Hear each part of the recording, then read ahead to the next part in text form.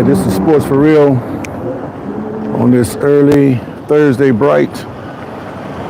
Got a little car work I got to get done, so I'm out here waiting for a vehicle to get serviced.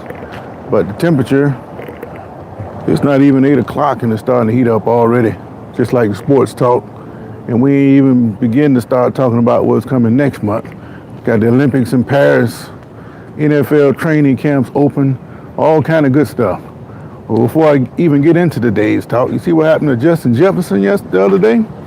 The cat signed a 4-year, $140 million contract as a wide receiver. That's great. Get all the money you can. But if you think he's getting paid, wait to see CeeDee Lamb and some of these other boys when their contracts come up, see how much money they get. It's going to be great. But today, I want to talk about NIL. NIL is finally coming to Florida. And I think this is state number 32 that allows high school or amateur athletes to collect on their name, image, and likeness. That's a good thing, primarily for the parents, because the parents, they're the ones that do all the hustling for the kids anyway. The kids on the backside, they formulate their own brands or put the image out there. Now they can get paid for it. But it's the parents who are really gonna benefit from this. If you recall the video I did on the NIL when it was passed in Missouri, I mentioned the fact that, you got a lot of parents work at the factories, not making any money, but yet they got this kid who's going to go Division I. He's going to make a lot of money in college, but in Missouri in particular, you have the opportunity to make money, big time money, in high school if you commit to a Missouri school. And that is good for the state because you will be able to keep a lot of kids at home that will normally consider going elsewhere. But it's just an opportunity for the parents to, they're going to take some of that money away from the kids. So what you're going to have is a divisive issue between the parents and the athlete about which direction they should take concerning this NIL. Meanwhile, the parents need that money, so they're going to have their hands in the kid's pocket on that situation. And what is the kid going to do when it's time to get out of the house? Are you going to leave the house early and keep your parents out? You're going to cut your parents all the way off? These are things that are going to be created with the best athletes when it comes to this NIL money. But the thing is, you can't profit from it in school uniform or anything connected to the school, but you can sell your name, image, and likeness to anywhere else. So like I say, it's going to come down to how hard the parents hustle and other intangibles that control primarily by the parents. But what effect does this have on the coaches? Well, it's already hard to try to keep your programs together with all this transfer going around. You think you got one team, but when the fall practice starts, you find out the key pieces you thought you were going to have, they moved on somewhere else. I had this issue before all this transfer and different things came about. So I can just imagine now what it's going to be like for a lot of coaches trying to put together teams, not knowing exactly what they're going to have. And because of all these different things that have taken place, it seems to me that spring practice is irrelevant now.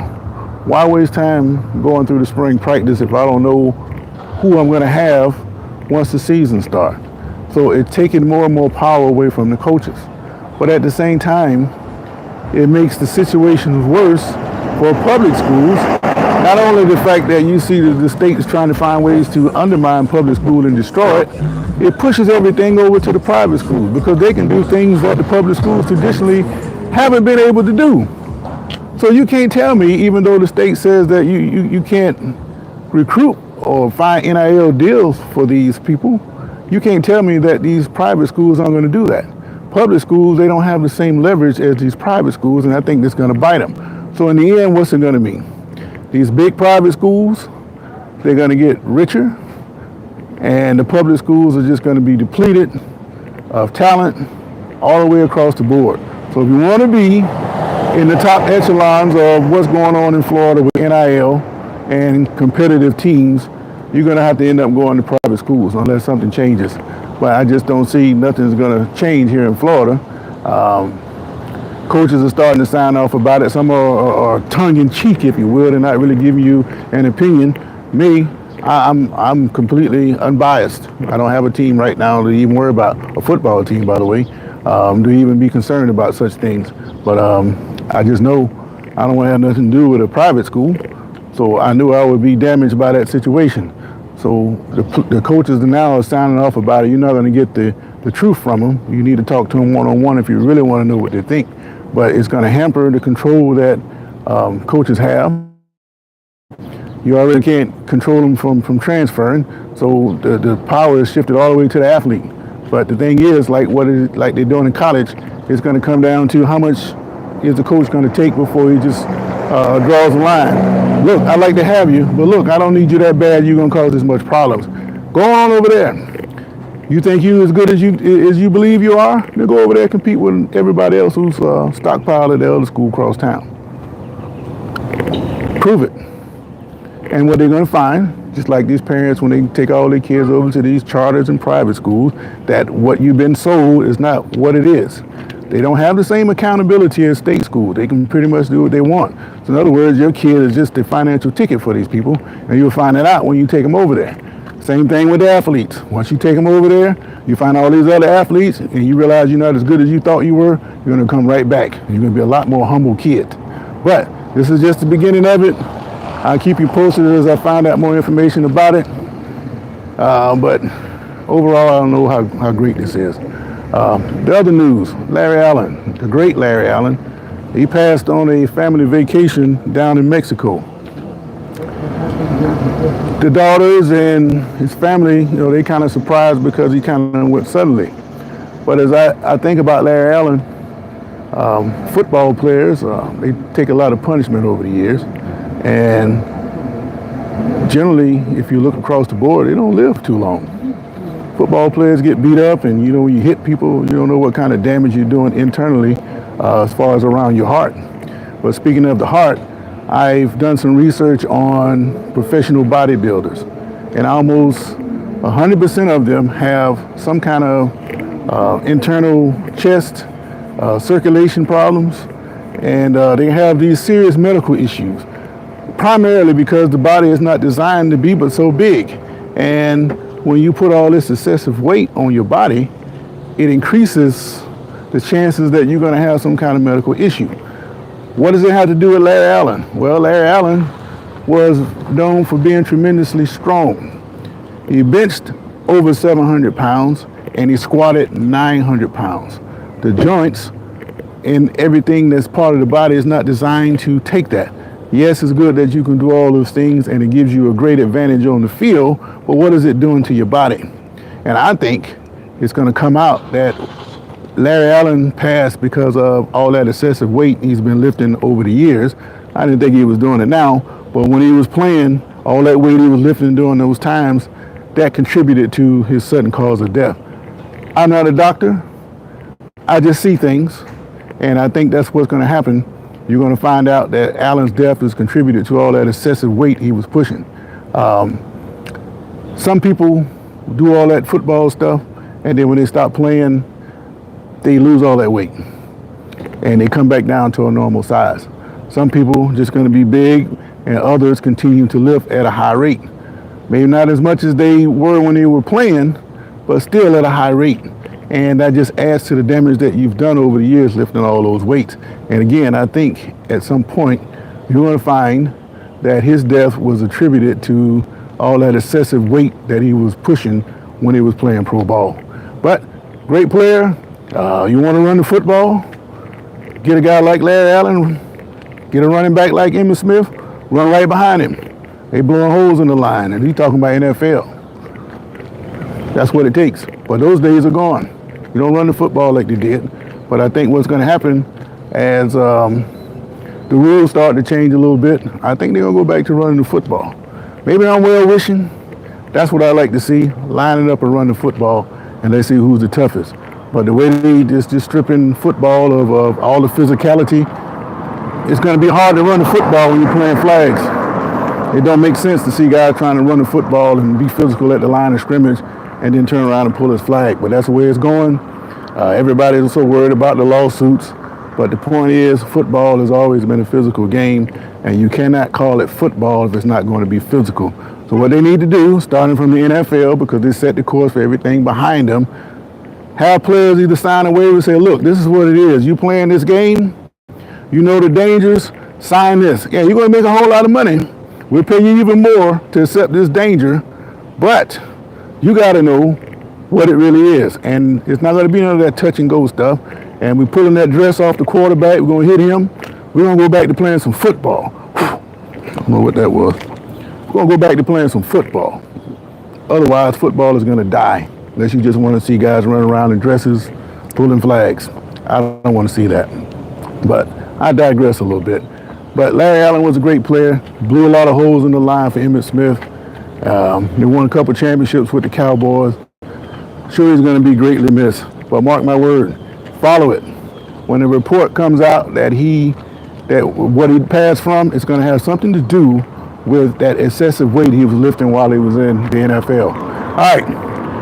Finally, the NBA Finals are going to kick off tonight, or tip off tonight, with Dallas going into Boston. A lot of people don't have a whole lot of respect for Boston because of what he choked the last couple of years.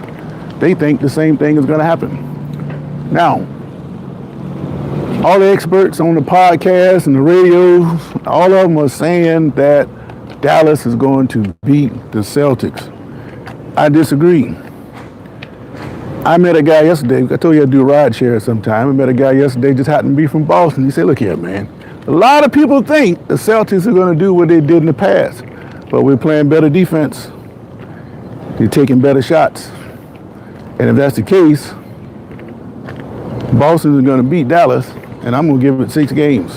I'm not going to join the bandwagon and say, oh, the Mavericks, they beat the Nuggets.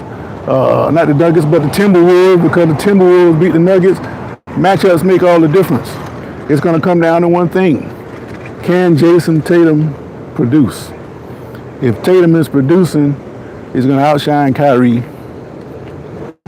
and they're going to end up knocking off the Mavericks. Another reason I say they're going to knock off the Mavericks, I've been watching this guy, what's his name, Luka Doncic. He seemed kind of stiff on the top to me. I mean, he does the same thing. I hadn't seen him take nobody to the hole yet. He's going to dribble one step, and he's going to take that one step back and try to hit that three-pointer. I mean, you can at least get a hand in his face. I hadn't seen much of that. It's almost like, these guys are afraid to defend that. If he is no threat to drive by me, I'm going to give him just enough room to make him think he's got that shot, and I'm going to close out on him. Yeah, he didn't get a couple, but he ain't fixing to score no 35 points on me, especially if I know what he's doing. You better come with that high screen and roll you want to get by me. Yeah, I'm old, but I can close out on the shot.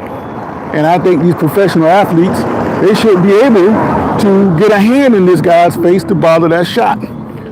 Kyrie, he can turn it on and off when he gets ready. He's the one that's going to drive the lane. But I'm going to tell you right now, this is a championship time, right? It's time for hard fouls. So if Kyrie or Tatum, anybody want to come in that hole, you got to let them know, look here, man, ain't no free lunch here. Put a body on him and make him go earning at the line. If you do that, put Kyrie on his backside a couple times, close out on Doncic on that three-point line, then I don't see the Mavericks as much of a problem for the Celtics. So again, I'm going to go 6 games. I'm going to take the Celtics in 6, and I never liked the Celtics. I hate the Celtics, matter of fact, just because I just hate the Celtics. But you got to say what reality is. The reality of the fact is Boston has been the best team all year. Boston has tasted that defeat that you can't get rid of until it's time to match up head to head. Now you got 7 chances to get 4 to win the championship, and it's right there in front of you, and you're supposed to be the best team. Hey, it's time to play. And I think Boston's going to be ready to play. The only thing I don't like, they took the advantage away from the Celtics when they swept. They sit around for a whole week waiting on the team when they should have played 2 or 3 days ago. You gave the Mavericks the opportunity to get rested up and more time to get ready, and it took the reward away from the Celtics by sweeping. That's the only problem I got with the series right now. But it should be a good series. Some people are saying 7. I don't think so. I think it'll go 6. I'm going to take Boston in 6 over the Mavericks. It's just Boston's time. Mavericks, maybe next year, but I doubt it because everybody will be caught up to this role that they're on. and Denver would be back. Minnesota's going to get better. So if Dallas is going to steal one, now's the time to do it. So Jason Tatum is the big thing, and how will the officials call this game? That's what it's going to come down to. All right, so I'm just passing a little time, getting a little car repair, or oil change. Don't do like me. I put 10,000 miles before I did my oil change. I checked it. It still had a good color, but I want to recommend you doing that. I'm a little paranoid. That's why I'm doing it now. I probably could have went another 1,000 or two, but it's not advisable. But again, NIL comes to Florida. That is a boon, as far as I'm concerned, for me, to the parents. They're going to be the ones in control. You're not supposed to be aided by the school in this. Once you know, those private schools are going to find a way to aid those players, just like you're not supposed to recruit. A whole lot of recruiting's going on, and this is going to be another tool to lure people to certain places. Don't take a genius to figure out who's doing what. Just open your eyes, and you can see who's doing all the recruiting. If the state really wanted to crack down on it, and I don't think they do, they don't care. As long as they get those game receipts in the playoffs, they're straight. They don't care.